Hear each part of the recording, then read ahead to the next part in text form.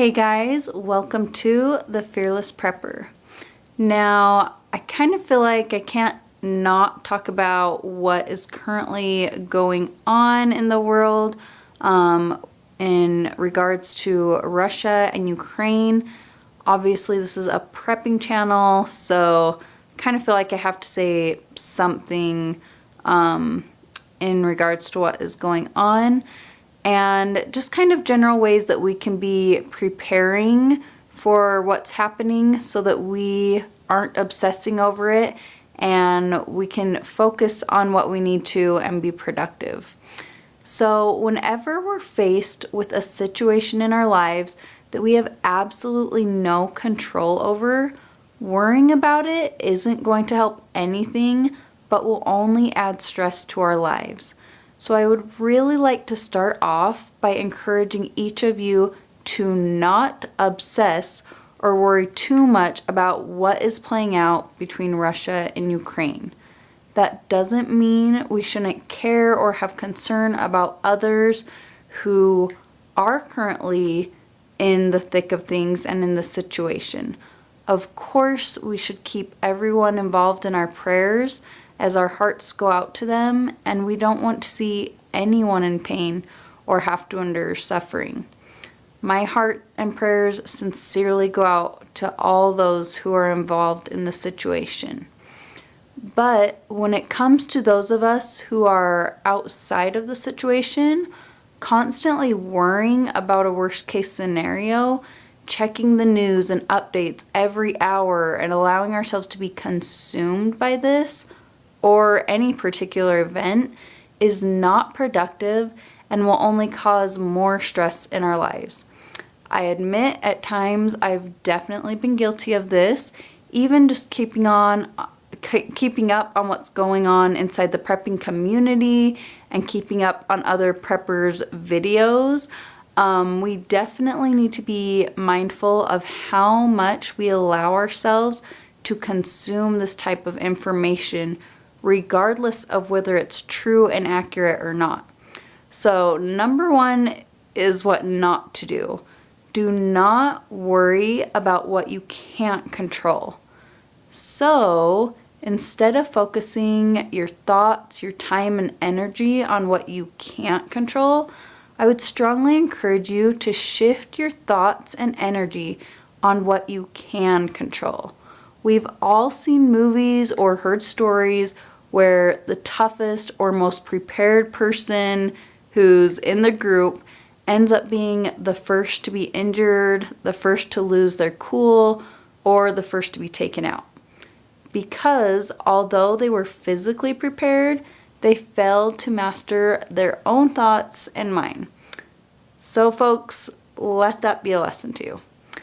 So I wanted to give you just 5 tips on what you can control and be working on as we are living in very uncertain times, but we can still focus on being productive and positive. So the first thing, of course, you guys know what I'm going to say, is water. Water is always the priority because remember, you cannot survive more than a few short days without water, where you can survive a lot longer without food. So be sure your water containers are full and that you have a way to filter and also to treat your water. Because again, guys, this is the most important thing and I can't stress it enough. Now the next thing is food.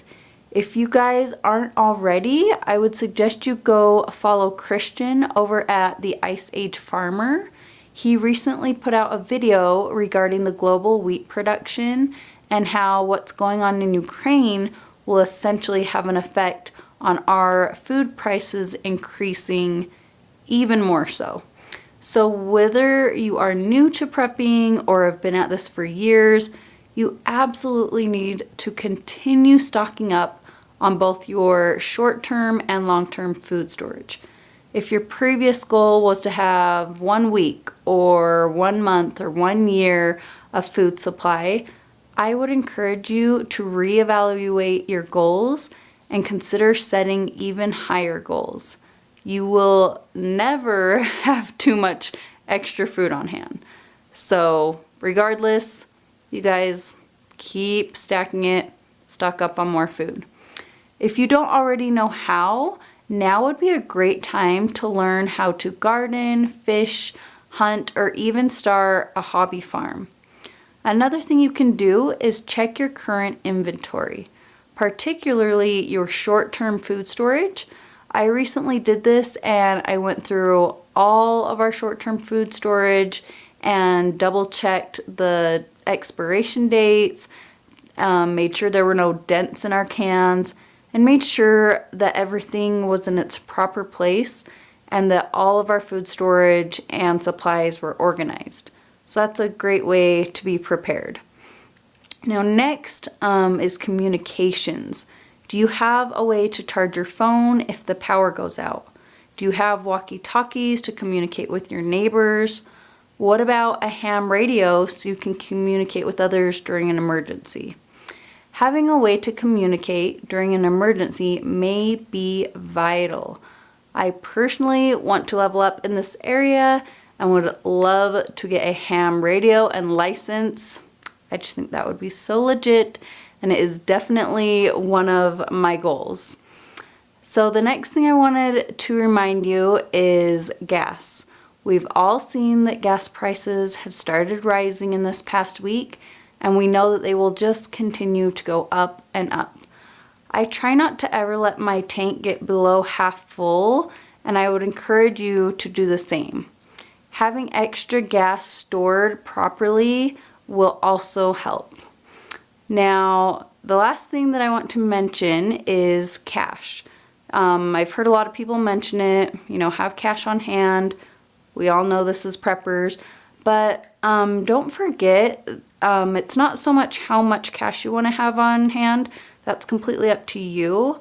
But regardless of how much, I would recommend you make sure to have small bills, like 1s and 5s versus 50s and 100s.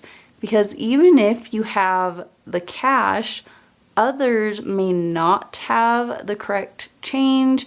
So you could end up overpaying simply because you didn't have any small bills on hand that you could give back and give the correct change. So you might overpay. So make sure you have small bills on hand.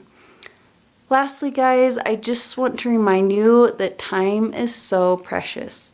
We only have so much of it in this lifetime. So remember, do not focus or get caught up on what you can't control. Instead, focus your time and energy onto what you can control. Don't waste the time you are given on worrying. Use your time wisely, not only in areas of preparedness, but more importantly, spending time with your family, friends, and those you love. Because that is something you will never regret doing. I hope you have found this video helpful. If so, I would love it if you would hit that thumbs up button and also leave a comment down below. It really makes the channel so much more worth it to hear from you guys, hear your thoughts and what you've been up to and what you're working on. And of course, if you haven't already, I hope you'll consider subscribing to this channel. If ye are prepared, ye shall not fear. Thanks, you guys, and I will see you next time.